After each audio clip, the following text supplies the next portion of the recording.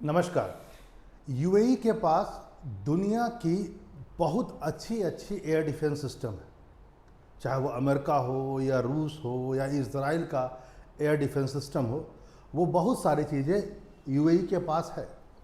लेकिन फिर भी इतना एडवांस होने के बावजूद भी आखिर यूएई भारत का आकाश तीर क्यों चाहता है, जो एयर डिफेंस सिस्टम को सपोर्ट करता है? क्या जो थार्ड और पैट्रियाट जैसे एयर डिफेंस सिस्टम अमेरिका ने यूएई को दे दिए हैं, क्या वह ईरान युद्ध में एक तरह से मैं कहूँ नागवार रहा? क्योंकि आपको पता होगा कि ईरान युद्ध जो हुआ उसमें सबसे ज़्यादा ईरान ने यदि अपने पड़ोसियों पर हमला किया वो यूएई था, और यूएई के पास पैट्रियाट और थार्ड जैसे एडवांस एयर डिफेंस सिस्टम जो अमेरिका ने डिप्लॉय कर रखे थे वहाँ पर वो थे। इसके बावजूद भी भूत निकाल दिया ईरान ने यूएई का। तो क्या अब यूएई कुछ अल्टरनेटिव देखना चाहता है, और क्या हमारा एयर डिफेंस सिस्टम आकाश तीर इतना अच्छा है? सारी बातों को जरा डिकोड करने की कोशिश करते हैं। और क्या अमेरिका पर से क्या विश्वास उठ गया यूएई का?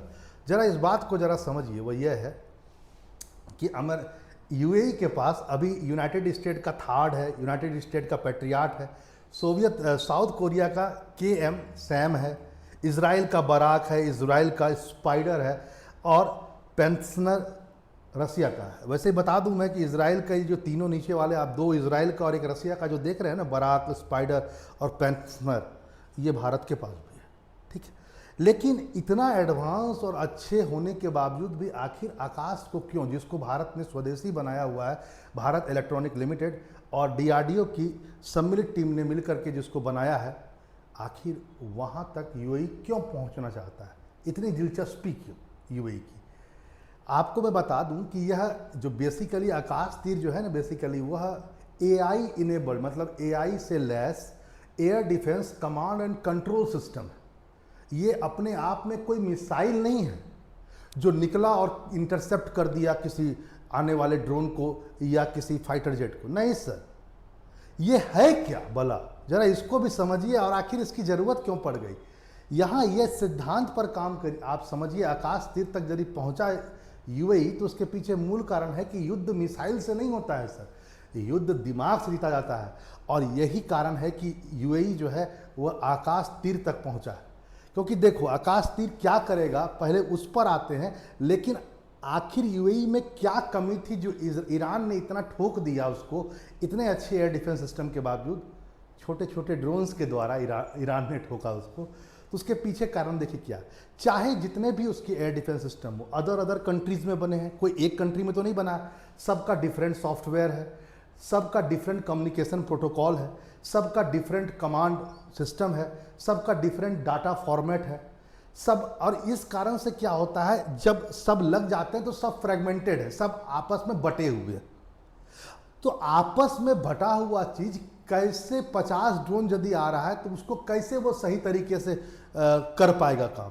यह बहुत बड़ा सिनेरियो देखा गया किसमें, ईरान युद्ध में। और इसलिए यूएई को बहुत नुकसान हुआ इसके कारण से कि इतने अच्छे एयर डिफेंस सिस्टम होने के बावजूद भी वो काम नहीं है। इसलिए आकाश तीर में दिलचस्पी लगाया, क्योंकि आकाश तीर मिसाइल की कमी के कारण नहीं लाया गया, बल्कि इसलिए लाया गया है कि मौजूदा सभी मिसाइल और रेडार, देखो चाहे वो थार्ड का अपना मिसाइल सिस्टम होगा, अपना रेडार होगा, पैट्रियाट का अपना होगा, पेंसनर का अपना होगा, स्पाइडर का अपना होगा, ये जो विश्व के जितने भी एडवांस जो मिसाइलें और रेडार हैं सबको समन्वित कर सके, सबको जोड़ सके, सबको कोऑर्डिनेशन बैठा सके, ये चीज था ही नहीं यूएई के पास में। भारत ने इसका भरपूर प्रयोग किया आकाश तीर का ऑपरेशन सिंदूर में, और भारत 100% सक्सेस भारत का रेट रहा एयर डिफेंस सिस्टम में, और यह विश्व के लिए बहुत बड़ी बात थी। और यही वो कारण है कि इसको लिया गया। आकाश तीर क्या करेगा, इन सभी एयर डिफेंस सिस्टम के जो विभिन्न रेडार हैं, विभिन्न मिसाइल है, विभिन्न सेंसर हैं, सभी मिसाइल बैटरियाज हैं, सबको इंटीग्रेट कर देगा, सबको आपस में जोड़ देगा। इससे मतलब जरा समझिए, बिना जोड़े हुए, बिना इन सबको एक साथ जोड़े हुए, बिना किसी नेटवर्क के, पहले क्या हो रहा था, मान लेते हैं कोई एक ड्रोन आ रहा था, अब उस पर पैट्रियाट अपना मिसाइल छोड़ देगा, पता लगा हम जो थार्ड है वो छोड़ देगा, पता लगा स्पाइडर छोड़ दिया, तो इससे तो मिसाइल बर्बाद हो रहे हैं ना। आपका पता चला कि एक ही ड्रोन पर 3-3 मिसाइल गिर गए, और यदि झुंड आ गए ड्रोन के तो फिर पता चला बहुत सारे ड्रोन आप गिर गया आपके एरिया में और कुछ ही ड्रोन को खत्म कर पाया। क्यों? क्योंकि सभी का टारगेट कुछ एक विशेष ड्रोन थे। इसी कमी को दूर करने के लिए आकाश तीर को लाया गया। आकाश तीर क्या करेगा? कोऑर्डिनेशन डेवलप करेगा। क्या है आकाश तीर की खूबी, जरा समझिए। आकाश तीर सबसे पहला काम क्या करेगा?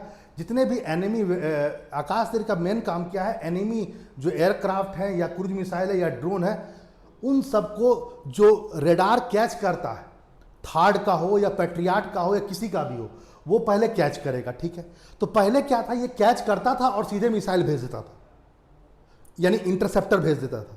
अब वो थार्ड भी कर सकता है, वो पेट्रियाट भी कर सकता है, सब तो अलग अलग फ्रेगमेंटेड है, सब अलग अलग कटे हुए हैं। आकाश तीर ऐसे नहीं काम करेगा। आकाश तीर लगने के बाद क्या होगा?